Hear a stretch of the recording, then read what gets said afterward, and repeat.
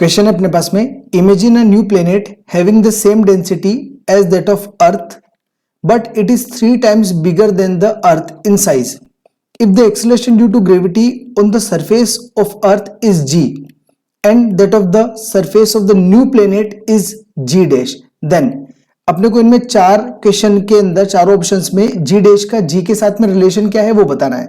मतलब क्वेश्चन कुछ इस तरीके से अपने को दे रखा है कि हमारे पास में अर्थ है, ठीक है, और एक नया प्लेनेट है P जिसका नाम है, और ये अर्थ है हमारी. अब इन्होंने ये बोला है कि जो अर्थ है, अर्थ के जो सरफेस पर ग्रेविटी जो है वो अपने पास में क्या है g, ठीक है. तो जो नया प्लेनेट है जिसका साइज है ना, ध्यान से समझिएगा इस चीज को, जिसका जो साइज है वो 3 times बिगर देन अर्थ है. साइज का मतलब यहाँ पे क्या होगा कि जो उसका वॉल्यूम है यानी कि वीपी का मतलब होगा इस पर्टिकुलर प्लेनेट का वॉल्यूम, वो कितना है 3 times ऑफ द अर्थ. अगर हम लोग वीई यानी कि volume of the earth VE माने तो वीपी यानी कि उस प्लेनेट का वॉल्यूम क्या हो जाएगा 3 times हो जाएगा अर्थ के, ठीक है. ये चीज अपने को यहां समझ में आ गई. अब अर्थ के सरफेस पे जो ग्रेविटी है वो जी डैश है, तो इन्होंने क्वेश्चन में ये पूछा है कि ये जो प्लेनेट है इस प्लेनेट के सरफेस पर जी डैश ग्रेविटी हम लोग मानते हैं, तो ये जो जी डैश है ये कितना होगा कंपेयर टू द अर्थ, ठीक है. अपने को ये चीज बतानी है. तो देखिए सबसे पहले अगर हम लोग बात करें तो जो एक्सेलरेशन ड्यू टू ग्रेविटी होता है वो हमारे पास में क्या होता है g is equal to gm/r², ये हमारे पास में फॉर्मूला होता है, ठीक है. अब यहाँ पे कैपिटल G का मतलब है universal gravitational constant, capital M का मतलब है मास ऑफ द अर्थ, क्योंकि हम लोग अर्थ के लिए बात कर रहे हैं तो यहाँ हम लोग अर्थ लिख देते हैं, ठीक है, मास ऑफ द अर्थ हो जाएगा. और R का मतलब है रेडियस ऑफ द अर्थ, तो यहाँ पे हम RE कर सकते हैं. क्लियर.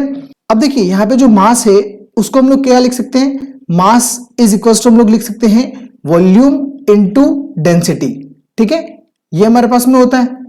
अब मास किसका हम लोग अर्थ का ले रहे हैं, तो देखिए mass of the earth is equal to जो क्या हो जाएगा, वॉल्यूम क्या हमारे पास में, अर्थ एक स्फेयर के फॉर्म में होता है तो हम लोग क्या लिख देंगे 4/3 पाई r क्यूब, और डेंसिटी को हम लोग मान लेते हैं रो, ठीक है.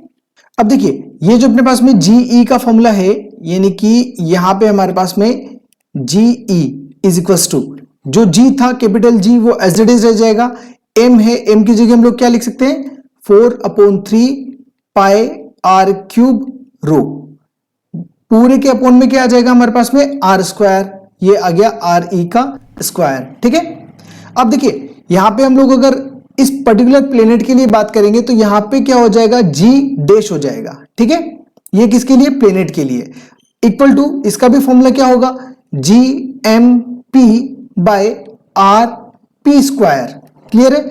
ये जो m है ये इस पर्टिकुलर प्लेनेट का मास हो जाएगा और rp इस पर्टिकुलर प्लेनेट की रेडियस हो जाएगी. अब देखिए यहाँ पे जो mp है वो हम लोग कैसे निकाल सकते हैं, mass of the planet is equal to हम लोग क्या कर सकते हैं वॉल्यूम इंटू डेंसिटी करेंगे, तो वॉल्यूम यहाँ पे क्या हो जाएगा vp इंटू डेंसिटी इसकी रो लेंगे. रो क्यों लेंगे, क्योंकि देखिए क्वेश्चन में इन्होंने बोला है कि प्लेनेट जो है सेम डेंसिटी का है, यानी कि अर्थ की जो डेंसिटी है वो डेंसिटी क्या है प्लेनेट की भी है दूसरे वाले की, तो यहाँ पे वीपी मतलब इस पर्टिकुलर प्लेनेट का वॉल्यूम और डेंसिटी इस पर्टिकुलर प्लेनेट की, ठीक है. तो ये हो जाएगा mp इज इक्वल्स टू, देखिए यहाँ पे vp जो है vp किसके बराबर है, हमको क्वेश्चन में दे रखा है 3ve के बराबर, तो हम लोग यहाँ क्या लिख सकते हैं 3ve इंटू रो, ठीक. अब इसके बाद देखिए 3 एज इट इज वीई का मतलब क्या है वॉल्यूम ऑफ अर्थ, तो वॉल्यूम ऑफ अर्थ हमारे पास में कितना था, ये था, ठीक है, ये वाला तो ये लिख देंगे हम, यहां पे लिखेंगे 4/3 पाई r क्यूब, ठीक है, और ये जो रो है ये एज इट इज रह जाएगा. क्लियर. ये आ गया हमारे पास में mp. अब हम क्या करेंगे, जो g डैश का फॉर्मूला था यानी कि यहाँ पे स्मॉल g डैश p, यहां पे क्या लिखेंगे हम लोग, ये वाले में इसको ऊपर लिखेंगे तो capital G as it is into MP की जगह कितना लिखेंगे, ये पूरी वाली वैल्यू हम लोग वहां लिखेंगे, तो ये हो जाएगा 3 इंटू 4/3 पाई r क्यूब रो, पूरे के अपॉन में क्या आ जाएगा RP का स्क्वायर, ठीक है. अब देखिए इसको हम चाहे तो इक्वेशन सेकंड दे दें और ये जो था GE की वैल्यू इसको हम लोग इक्वेशन फर्स्ट दे सकते हैं, तो हम यहाँ पे क्या कर सकते हैं इक्वेशन सेकंड को अगर हम लोग इक्वेशन फर्स्ट से डिवाइड कर दें तो क्या मिल जाएगा G dash P upon GE is equals to G dash P की जो वैल्यू है ये वाली पूरी, इस पूरी वैल्यू के अपॉन में क्या आ जाएगा, जी ई की वैल्यू आ जाएगी। तो हम लोग इसको कैसे लिख सकते हैं, जी इंटू 3/4/3 पाई आर क्यूब रो, ठीक है। पूरे के अपॉन में क्या है, आर स्क्वायर पी इंटू, अब देखिए जी ई अपॉन में है, अगर इसको हम लोग रेसिप्रोकल कर देंगे तो ये क्या आ जाएगा, r e square upon g into 4/3 pi r cube rho, ठीक है। अब देखिए यहां पे हमारे पास में ये कैपिटल जी से कैपिटल जी कैंसिल आउट हो जाएगा, 4/3 पाई से 4/3 pi cancel out, R cube से ये R cube cancel out, rho से रो कैंसिल आउट, ठीक है। और देखिए यहां पे अपने पास में क्या है, आर स्क्वायर पी है और यहां पे क्या है, आर स्क्वायर ई है। यहां पे आर स्क्वायर पी और आर स्क्वायर ई जो ये वैल्यू है ना, ये दोनों सेम रहेगी।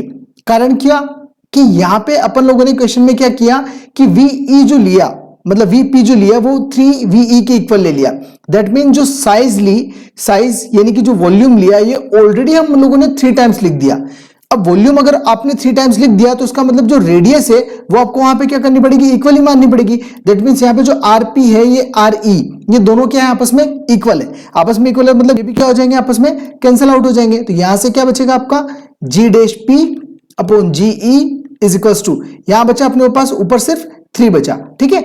अब जी dash P is equal to, इस जी का मल्टीप्लाई अगर आप इस 3 में कर दोगे तो क्या हो जाएगा, 3GE, करेक्ट। यानी कि जो आपके पास में नए प्लेनेट पे ग्रेविटी आएगी वो कितनी आएगी, 3 times the acceleration due to gravity on earth, correct. और ये हमारे कौन से फर्स्ट ऑप्शन से मैच कर रहा है, तो first is the correct answer, okay.